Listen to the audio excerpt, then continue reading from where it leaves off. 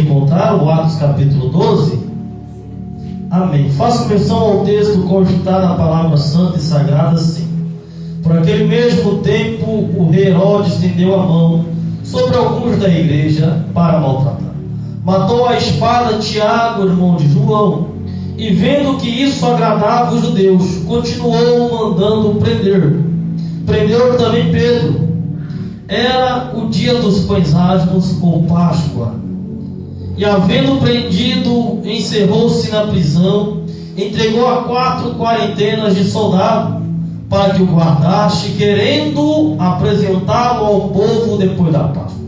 Pedro, pois, era guardado na prisão, mas a igreja fazia contínua oração por ele. Enquanto Herodes estava para fazer comparecer nessa mesma noite, estava Pedro dormindo dentre 2 soldados, ligado com 2 cadeias, e guardando diante da porta, guardavam a prisão.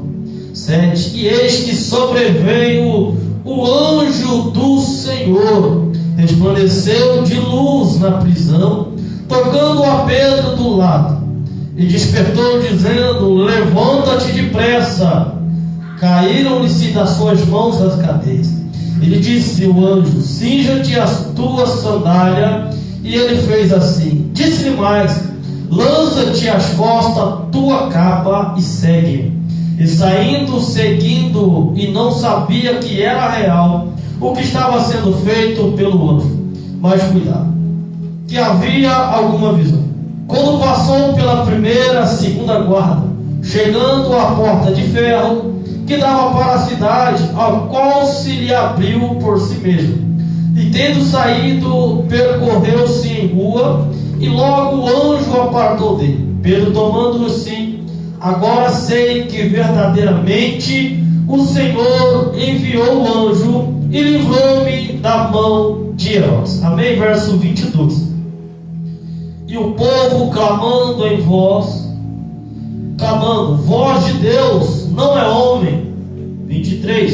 E no mesmo instante feriu o anjo do Senhor, porque não deu glória a Deus. Amém? Glória a Deus. Aleluia. Presta atenção, que é algo importante. O texto começa com uma notícia tão triste para a igreja. O texto vai me dizer que Tiago, um dos membros dos 12 que andava com Cristo, foi morto à praça pública porque a igreja gostava. Porque os judeus adoravam aqueles que mataram os que andavam com Cristo. A segunda notícia já é pior, porque o irmão de Tiago, irmão, ele morre. A liderança está presa. A igreja esperava que Pedro, ao amanhecer, Pedro fosse morto. A notícia do início do texto é assim, ó: matamos um e amanhã mataremos mais um.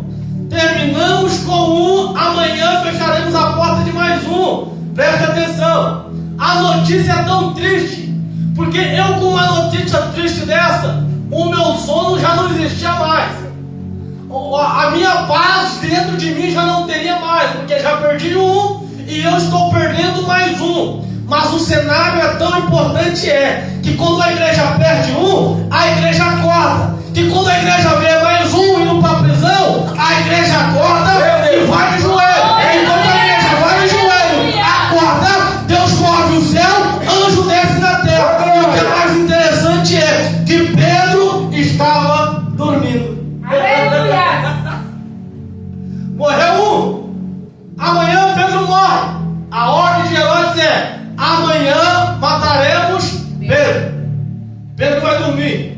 Quem sem consciência, sabendo que a casa vai cair amanhã, põe a cabeça no travesseiro e vai dormir? Pedro. Pedro dormindo. O que é mais interessante, o texto testifica que são 2 guardas guardando. Um guardava na mão esquerda e o outro guardava na mão direita. Enquanto a igreja orava, o anjo do Senhor aparece a Pedro. E quando o anjo do Senhor aparece a Pedro, fala: Pedro, levanta. E o que é mais interessante você só está amarrado, sentado. E quando você está sentado, as mãos estão amarradas. Mas quando o anjo fala: levanta, a cadeia cai. A cadeia quebra. É Deus dizendo para mim e para você: enquanto você está chorando, angustiado, amargurado, tem cadeia. Mas quando você se coloca na posição, se levanta,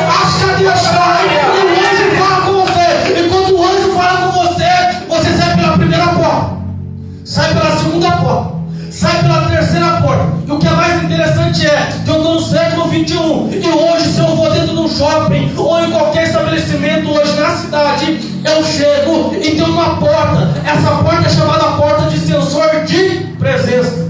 E quando eu chego no século 21, a porta se abre. O que é mais interessante, eu estou falando nem século ainda era no 30 anos de Cristo. Preste atenção nisso aqui. Ele sai para a primeira e a segunda. E o que é mais interessante, a porta maior, que é de ferro, onde 4 ou 8 homens era necessário para abrir. Quando Pedro chega de frente a ela, a porta se abre. Eu disse, se eu for no shopping hoje, ou se eu for em qualquer estabelecimento do centro, a porta que se abre é a porta chamada porta de sensor de presença. Então, pastor, eu estou sentado, tem corrente, eu levanto, a corrente cai. Quando eu passo pela segunda, o anjo abre. Quando eu passo pela terceira, o anjo abre. Mas quando estou chegando na última porta, que é a porta feita por mãos de homem, só vai abrir se eu estiver na presença. Aleluia! Aleluia! Pega isso aqui. Você está sentado, prostrado, tem corrente. Você se levanta, toma posição nas correntes. Então, primeiramente, não é o anjo que tirou a corrente da mão. É Pedro que tomou uma posição mediante o cenário que ele estava vivendo. Eu escolho se eu fico sentado com corrente na mão, ou eu escolho se eu levanto e começo a caminhar com a presença de Deus. Deixa eu falar para você, a porta só se fecha porque você não está na presença. A porta se é trancada porque você não está na presença. Quer ter portas abertas? Fica na presença. Quer que as correntes se quebram?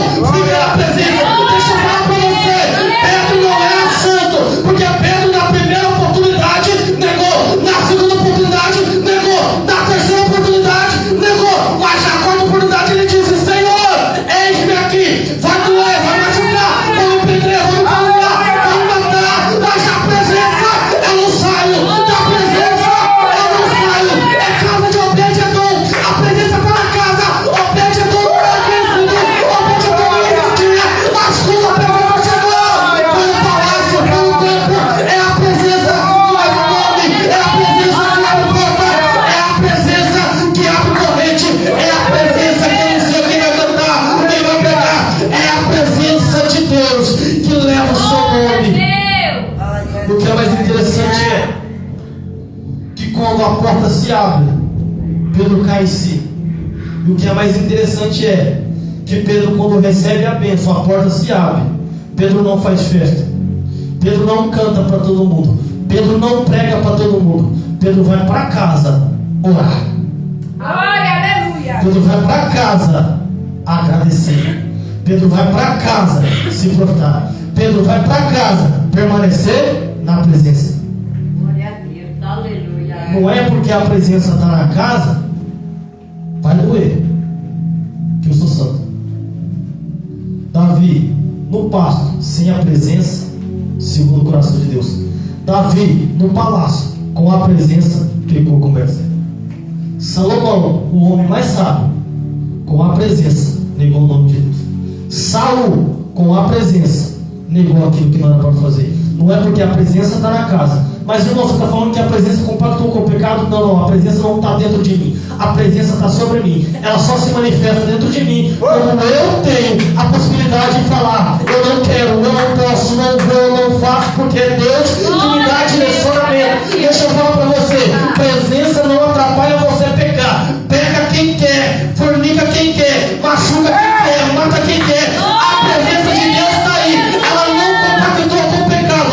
Pregar, prega sem a presença. Cantar, canta sem a presença. Profetizar, profetiza sem a presença. Mas sem a presença, nada acontece. Sem a presença, nada acontece. Quer ver milagre, quer ver fogo no céu, quer ver vitória, permaneça na presença de Deus. Aleluia. Amém? Amém! Vamos fazer o dízimo das ofertas. Diaconisa louva. Aleluias. Se coloca de pé.